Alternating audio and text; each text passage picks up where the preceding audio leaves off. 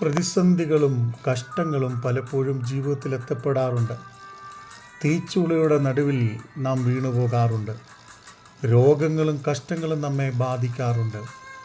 എന്നാൽ മറക്കരുത്, തീച്ചൂളയുടെ നടുവിൽ നാലാമനായി ഇറങ്ങി വരുന്ന ഒരു ദൈവത്തിൻ്റെ സാന്നിധ്യം എപ്പോഴും തൻ്റെ ഭക്തന്മാർക്ക് വേണ്ടി പ്രവർത്തിക്കുകയും എപ്പോഴും തൻ്റെ ഭക്തന്മാർക്ക് വേണ്ടി നിലനിൽക്കുകയും ചെയ്യുന്നു എന്നത്. ദാനിയേലിൻ്റെ പുസ്തകം 3-ാം അധ്യായം അതിൻ്റെ 25-ാം വാക്യം. 4 പുരുഷന്മാർ കെട്ടഴിഞ്ഞ് തീയിൽ നടക്കുന്നത് ഞാൻ കാണുന്നു. അവർക്ക് ഒരു കേടും തട്ടിയിട്ടില്ല. 4-ാമത്തെ രൂപം ഒരു ദൈവപുത്രനോട് ഒത്തിരിക്കുന്നു എന്ന് പറഞ്ഞു. അതെ, പ്രതിസന്ധികളുടെ നടുവിൽ പിടിച്ചു നിന്ന പ്രിയ സഹോദരന്മാരുടെ ജീവിതത്തിൻ്റെ അനുഭവമാണ് നമുക്ക് കാണുവാൻ കഴിയുന്നത്. അവർ ഒറ്റയ്ക്കെന്ന് കരുതി ഒരുപക്ഷെ ചില സമയങ്ങളിൽ നാമും ഇതുപോലെ ജീവിത സാഹചര്യങ്ങളിൽ ഒറ്റയ്ക്കെന്നും ആരും നമുക്ക് വേണ്ടി പ്രവർത്തിപ്പാനില്ലെന്നും ചിന്തിക്കുന്ന സമയങ്ങൾ നമ്മുടെ മുമ്പിലുണ്ട്. എന്നാൽ തീയുടെ ബലത്തെ കെടുത്തിക്കളഞ്ഞ് ശത്രുവിൻ്റെ അധികാരങ്ങളെ തോൽപ്പിച്ചിട്ട് ജയവും വിടുതലും നൽകുന്ന ഒരു സർവശക്തനാകുന്ന ദൈവം നമുക്ക് വേണ്ടി ജീവിക്കുന്നു. 4 പുരുഷന്മാർ കെട്ടഴിഞ്ഞ് തീയിൽ നടക്കുന്നത് ഞാൻ കാണുന്നു.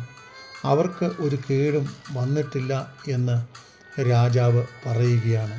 അതെ, ജീവിതത്തിൻ്റെ ഏതർത്ഥത്തിലും നമുക്ക് വേണ്ടി പ്രവർത്തിപ്പാൻ, ഇറങ്ങി വരുവാൻ, സഹായിക്കുവാൻ, കരുതുവാൻ, അത്ഭുതങ്ങൾ ചെയ്യുവാൻ ദൈവത്തിന് കഴിയും എന്ന് നാം മറക്കരുത്. ഉൽപ്പത്തി പുസ്തകം 28-ാം അധ്യായം അതിൻ്റെ 15-ാം വാക്യം. ഇതാ ഞാൻ നിന്നോട് കൂടെയുണ്ട്, നീ പോകുന്നിടത്തൊക്കെയും നിന്നെ കാത്ത് ഈ രാജ്യത്തേക്ക് നിന്നെ മടക്കി വരുത്തും.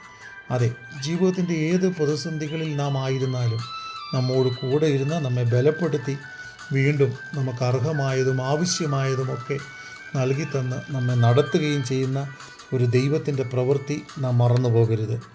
കൂരിരുൾ താഴ്വരയിൽ കൂടെ നടന്നാലും ഞാൻ ഒരു അനർത്ഥവും ഭയപ്പെടുകയില്ല.